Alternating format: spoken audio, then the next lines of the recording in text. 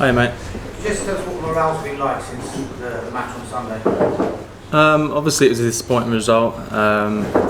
As a whole we thought we dominated the game and we should have got something from it. So there's a lot of positives to take out of the game. So obviously the boys have been in this week training hard and that, looking forward to Monday's game, to take the positives out of last games into this game on Monday. Big positive for you was your debut. Yeah. How big a day was that for you in your career first of all, and also have you been told that you're starting on Monday? Obviously it was a delight for me, obviously coming to a new club. You want to get the first game under your belt and that. So now I'm obviously over the moon to get that first game out of the way. Obviously disappointing about the result. I think the main focus for me now is to keep training hard every day, week in, week out, and obviously give the man a decision to make. Regarding Monday, I don't know whether I'm playing or not. That's totally in the manager's hands. With that in mind though, when he does make that decision, what's the relationship like between yourself and Rob Green? Yeah, no, me and Greeny have got a really good relationship. We respect each other, and like I said, day in, day out, week in, week out, we train hard and push each other as hard as possible, and whoever's playing, we support each other.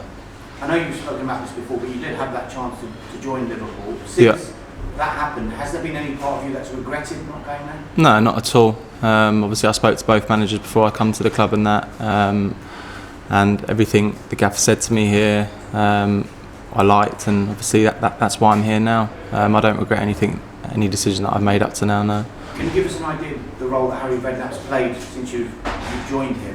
What's he done for your development at this club? Obviously Harry was a big part of me coming here, speaking to him before I signed and that, the things he said and that, obviously they sort of persuaded my decision to come here and that, but obviously out on the training pitch, being a goalkeeper and that, we train separately from the team to start with, so I don't have a lot to do with them. I'm obviously training with Hitchy and the other goalies and that, and then we join him with the session later and that, but no, Harry was obviously a big part of me coming here as well. He says that you're an England goalkeeper of the future. Yeah. When you hear him say things like that, how at all must that make you feel? Yeah, no, obviously that's a nice comment you want to hear in that, and to play for your country is obviously an amazing feeling and achievement, but my main goal at the moment is obviously to keep playing sort of week in, week out here, and then obviously the England call-ups will hopefully come along with that. Have you thought about England though? You set yourself a target, perhaps a time frame, by this time I want to be in and around the squad? Not really. My main goal obviously was to break into the team here and sort of start playing week in, week out, and then once that sort of happens, the rest sort of takes care of itself.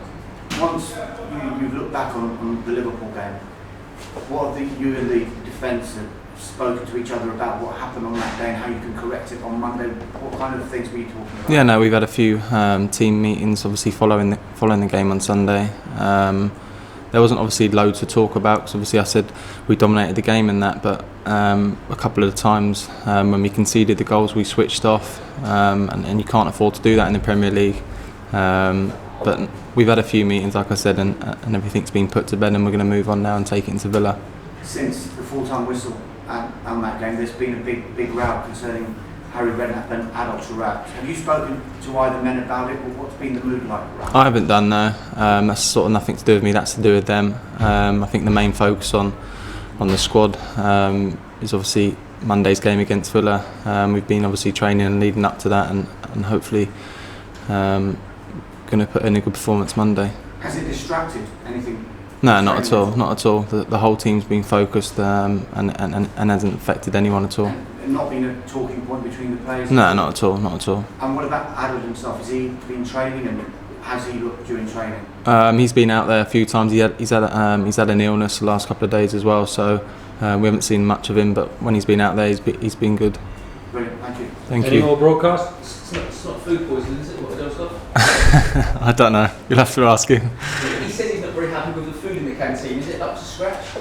Well, since I've been here, the food's been good, yeah. So I can't complain on that.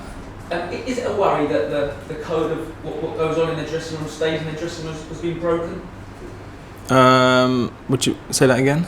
There's always a code at football clubs that goes on in the dressing room stays in there. With what's gone on with Harry and Adele, things have been said by both sides that probably shouldn't have been said and shouldn't have been in the media. Is that a worry? Because I'd imagine that a unified camp is going to be really important in the relegation battle. Yeah, no, I guess so. Obviously everyone needs to be sticking together in that, but like I said, that's between them two. I don't want to get involved in that. That's not me to comment on.